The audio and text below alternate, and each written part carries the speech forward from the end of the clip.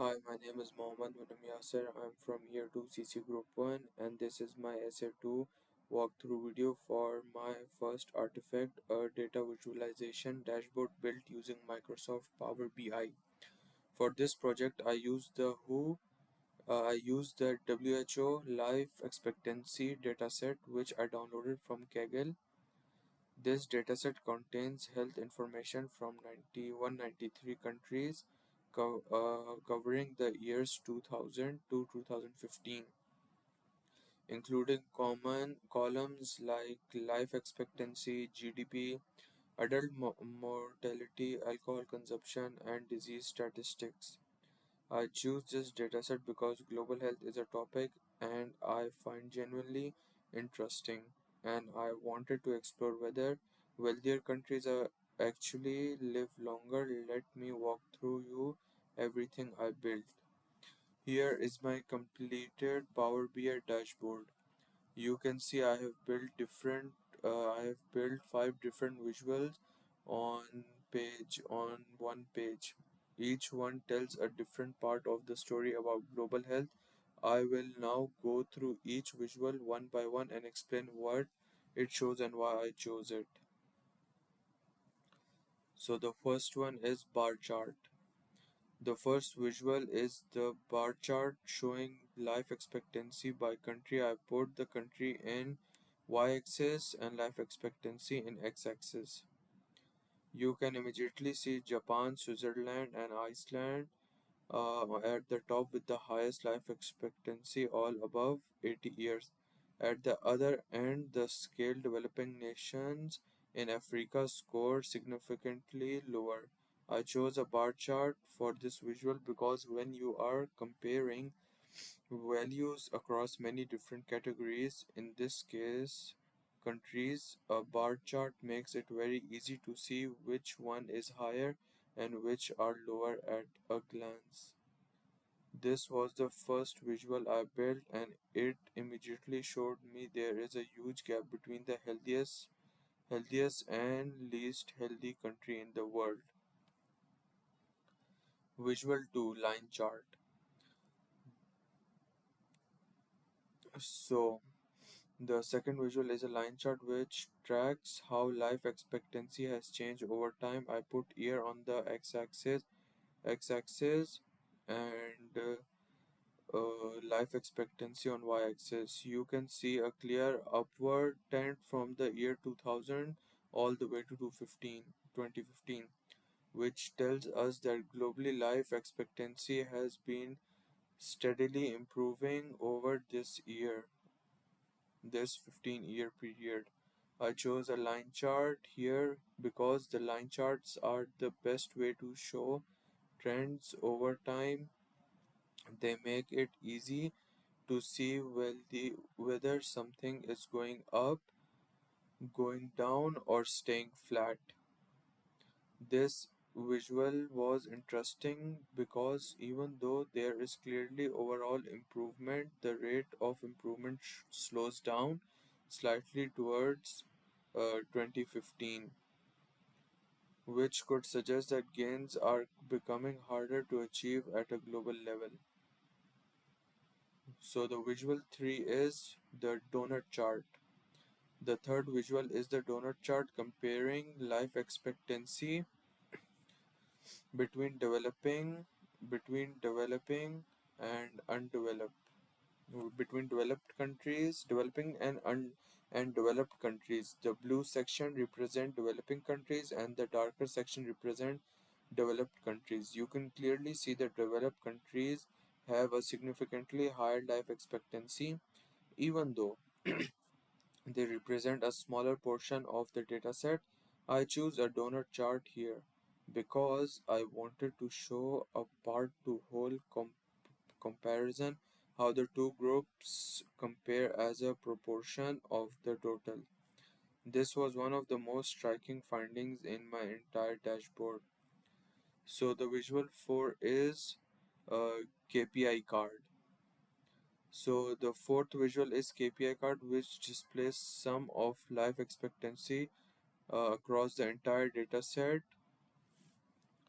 Uh, KPI card are used in data dashboards to show a single important headline number at a glance in a real business or a healthy care setting. This kind of card would typically show something like average life expectancy or total population covered. I included it because it gives the viewer an immediate sense of the scale of the data before they explore the other visuals. So the fifth one is a scatter plot. So the scatter plot showing the relationship between GDP and life expectancy. Each dot on the chart, each dot on the chart represent a country in the x-axis shows GDP and the y-axis shows life expectancy. You can see clearly pattern as GDP increases, expectancy tends to increase as well. However, there are some interesting outliers where country with relatively low GDP still achieve decent life expectancy, which, which suggests that money is not the only factor. I choose a scatter plot because it is the best way to visualize the relationship between two numerical variables across many data points.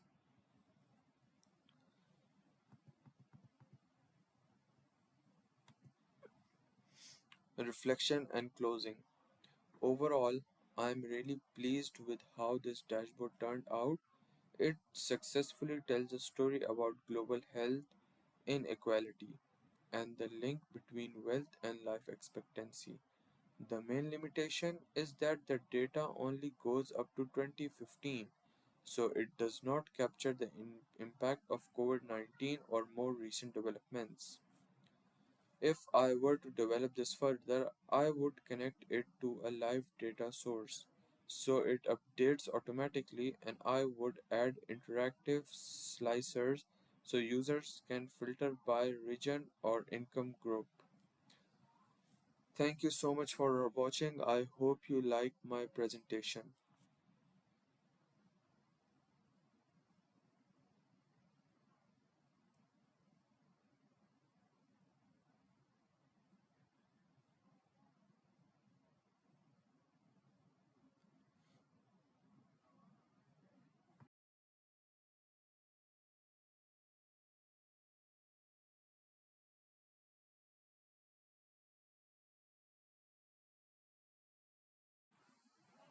Hi, my name is Munim Yasir. I'm from year 2 CC Group 1, and this is my SA2 walkthrough video for my second artifact, a chatbot I built using WordPress called the Student Helper Bot.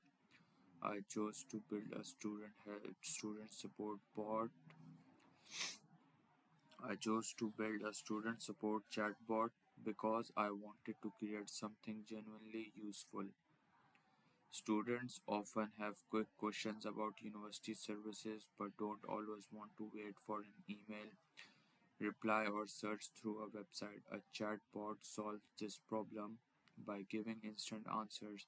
Let me walk you through how I built it and how it works. Here you can see full conversation flow I designed and built manually inside WordPress Studio. I want to highlight that I built every single one of these nodes myself. I designed the conversation structure, I wrote all the responses, and I connected all the flows manually using the visual editor. You can see the flow starts with green start node on the left which connects to my greeting node. From there the user is given a choice of four options, and depending on what they chose, the bot takes them to the relevant node: hours, location, services, or goodbye. Before ending the conversation, let me explain each node in detail. This is the greeting node. It is the first thing the user sees. when they start a conversation. I wrote the welcome message myself. Hello, welcome to Student Helper Bot. How can I help you today? I then added a single choice card which gives the user four buttons to choose from: hours, location, services, and goodbye. I designed it this way so the user always knows exactly what the bot can help with rather than having to guess what to type. This is the hours node. When the user clicks the hours button, the bot sends the message which I wrote myself. We are to open Monday to Friday, 9 a.m. to 5 p.m. and the library is open 8 a.m. to 10 p.m. daily. I connected this node manually by dragging an arrow from the hours choice in greetings node to this node.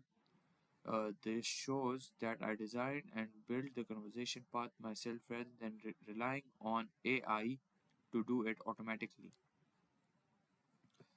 Similarly, here is the location node, which tells the user where the university located, and the services node, which lists all the services available, including academic support, counseling, career advice, library access, and student ID services. Again, I wrote all of these responses myself and connected them all manually. The final goodbye node, which ends the conversation politely. When the user selects goodbye, the bot sends a thank you message and the conversation ends. Now let me show you a live demonstration of the chatbot working in the BotPress emulator on the right side of the screen. So this is my first time creating a bot and this is just a tester bot.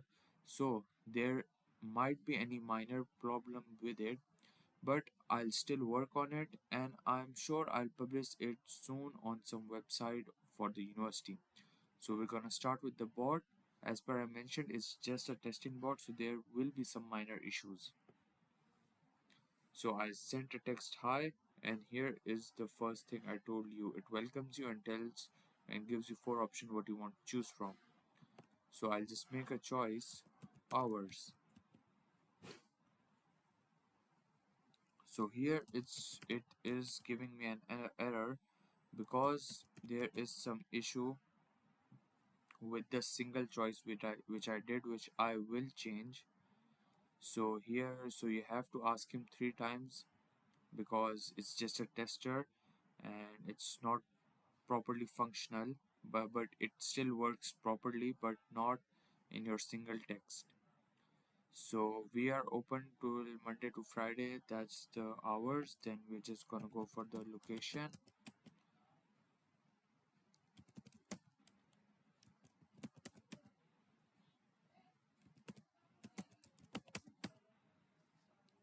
So here it gave us the location and the street where it is. So if you're done with it, you can just add a goodbye text and it's gonna ask, are you sure you want to cancel? Like you want to cancel, you're done with it and you want to cancel a conversation. Just it's your choice. No, if you want to ask any more questions, you can go ahead and ask them. Yes, if you're done with it. So I guess it just shuffled around if I'm not wrong. Yes, it got shuffled around because I texted goodbye and it just gave me a we offered this, and well, that's also helpful. Like before you're gonna leave the website, it's just gonna tell you, okay, here is our uh, offers that we are giving you, so the student gets a little bit interested in the university because of this. This is just a help to the university. So yes, now we're gonna go to the final goodbye, and yes, here is thank you for using student helper bot. Goodbye and have a great day. It wishes a great day. It gives you a prayer and a wish that have a great day, and that's really impressive. As you can see, the bot responds correctly to each option, only showing the relevant information each time rather than dumping everything at once. The conversation flow works exactly as I designed.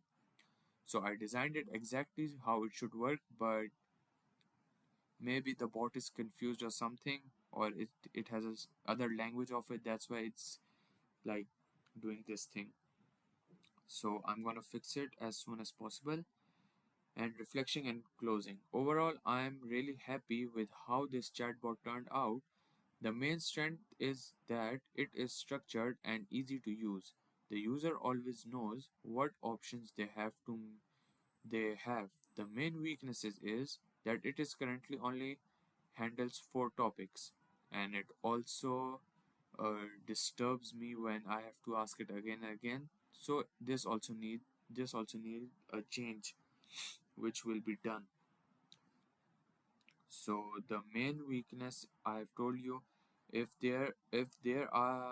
I were to develop it further, I would add more intents such as mental health support, exam timetables, and emergency contacts. I would also look at connecting it to a real university, as I said before, so the information updates automatically without me having to edit the nodes manually. Building this chatbot taught me a lot about conversation design and how important it is to think about the user experience, not just the technical side. So thank you so much for watching. I hope you liked my presentation.